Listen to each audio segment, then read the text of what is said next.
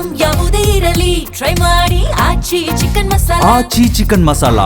ಮಧ್ಯಪ್ರಾಚ್ಯದಲ್ಲಿ ಯುದ್ಧವಾಗ್ತಾ ಇದೆ. ಇದರ ನೇರ ಪರಿಣಾಮ ಭಾರತದ ಮೇಲೆ ಆಗ್ತಾ ಇದೆ. ಬೆಂಗಳೂರು ಸಿಟಿ ಜನರಿಗೆ ಮತ್ತೊಂದು ದರ ಏರಿಕೆಯ ಬಿಸಿ ಖಂಡಿತವಾಗ್ಲೂ ತಟ್ಟಲಿದೆ.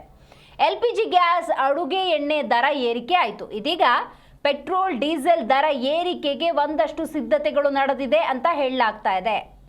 ನೋಡಿ, ಒಂದು ಕಡೆ ನೀವು ಗಮನಿಸಬಹುದು, ಮಧ್ಯಪ್ರಾಚ್ಯದ ಈ ಯುದ್ಧದ ಸನ್ನಿವೇಶದಲ್ಲಿ ಎಷ್ಟರ ಮಟ್ಟಿಗೆ ಭಾರತದ ಮೇಲೆ ಪರಿಣಾಮವನ್ನು ಬೀರ್ತಾ ಇದೆ ಅಂತ ಹೇಳಿ.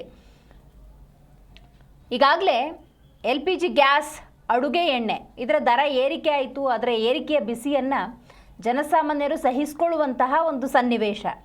ಇದರ ನಡುವೆ ಪೆಟ್ರೋಲ್ ಮತ್ತು ಡೀಸೆಲ್ ದರ ಏರಿಕೆಗೆ ಸಿದ್ಧತೆ. ಬರೋಬ್ಬರಿ 20 ರೂಪಾಯಿಗಿಂತಲೂ ಹೆಚ್ಚು ದರ ಏರಿಕೆಯ ಭೀತಿ ಶುರುವಾಗಿದೆ. ಈ ಬಗ್ಗೆ ಡಿಸ್ಟ್ರಿಬ್ಯೂಟರ್ಗಳಿಗೆ IOCಯಿಂದ ಪತ್ರ. ಯಾವುದೇ ಕ್ಷಣದಲ್ಲಿ ದರ ಏರಿಕೆ ಆಗಬಹುದು ಅಂತ ಹೇಳಲಾಗ್ತಾ ಇದೆ. ಅಂದಾಜು ನೋಡಿ, 20 ರೂಪಾಯಿಗೂ ಹೆಚ್ಚು ಪೆಟ್ರೋಲ್ ಮತ್ತು ಡೀಸೆಲ್ ದರದಲ್ಲಿ ಏರಿಕೆಯ ಸಂಭವ ಜಾಸ್ತಿ ಅಂತ ಹೇಳಲಾಗ್ತಾ ಇದೆ. ಡೀಸೆಲ್ 24 ರೂಪಾಯಿವರೆಗೂ ಕೂಡ ಏರಿಕೆಯ ಸಾಧ್ಯತೆ ಅಂತ ಹೇಳಲಾಗ್ತಾ ಇದೆ. ಎಲ್ಲ ಡಿಸ್ಟ್ರಿಬ್ಯೂಟರ್ಗಳಿಗೆ ಇಂಡಿಯನ್ ಆಯಿಲ್ ಕಾರ್ಪೊರೇಷನ್ ಲಿಮಿಟೆಡ್ ಪತ್ರವನ್ನು ರವಾನೆ ಮಾಡಿದೆ IOC. ಯುದ್ಧದ ಪ್ರಭಾವದಿಂದಾಗಿ ಕ್ರೂಡ್ ಆಯಿಲ್ ದರ 60% ಏರಿಕೆಯಾಗಿದೆ. ಇನ್ನು ಬೇರೆ ಯಾವುದೇ ಮಾರ್ಗ ಇಲ್ಲ. ಜನಸಾಮಾನ್ಯರು ಅಥವಾ ಗ್ರಾಹಕರ ಮೇಲೆ ಇಂಥ ದರ ಏರಿಕೆಯ ಬಿಸಿಯನ್ನು ಹಾಕಿಬಿಡ್ತಾರೆ.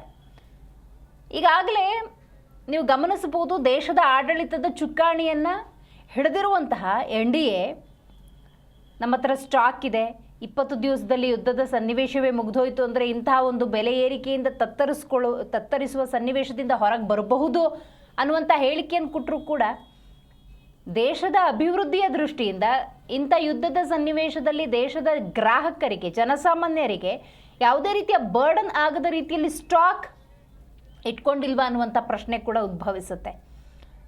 ಇದು ನಿರಂತರವಾಗಿ ಆಗ್ತಾ ಇರುವಂತಹ ಬೆಲೆ ಏರಿಕೆಯ ಬಿಸಿಯಿಂದ ಗ್ರಾಹಕ ಕೂಡ ಕಂಗಿಟ್ಟು ಹೋಗಿದ್ದಾನೆ.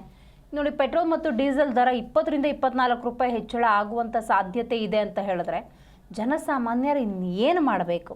ನೋಡಿ, IOCಯಿಂದ ಪತ್ರ ಕೂಡ ರವಾನೆಯಾಗಿದೆ. ಯಾವ ಕ್ಷಣದಲ್ಲಾದರೂ ಕೂಡ ದರ ಏರಿಕೆ ಆಗಬಹುದು ಅಂತ ಹೇಳಲಾಗ್ತಾ ಇದೆ. ದರ ಏರಿಕೆ ಆದರೆ ಪೆಟ್ರೋಲ್ ದರ 125 ರೂಪಾಯಿ, ಡೀಸೆಲ್ ದರ 115 ರೂಪಾಯಿ. ಸದ್ಯ ಹಂಗಾರೆ ಪೆಟ್ರೋಲ್ ಎಷ್ಟಿದೆ ಅಂತ ನೋಡೋದಾದರೆ 103, 102 ಇಷ್ಟಿದೆ 1 ಲೀಟ್ರಿಗೆ. ಇನ್ನು ಡೀಸೆಲ್ 91, 92 ಈ ಥರ ಡೀಸೆಲ್ ರೇಟ್ ಇರುವಂಥದ್ದು. ಏನಾದರೂ ಹೆಚ್ಚು ಕಮ್ಮಿ ಆಯಿತು ಅಂದರೆ 20 ರಿಂದ 25 ರೂಪಾಯಿ ಹೆಚ್ಚಳವಾಗುವಂತಹ ಸಾಧ್ಯತೆ ಇದೆ.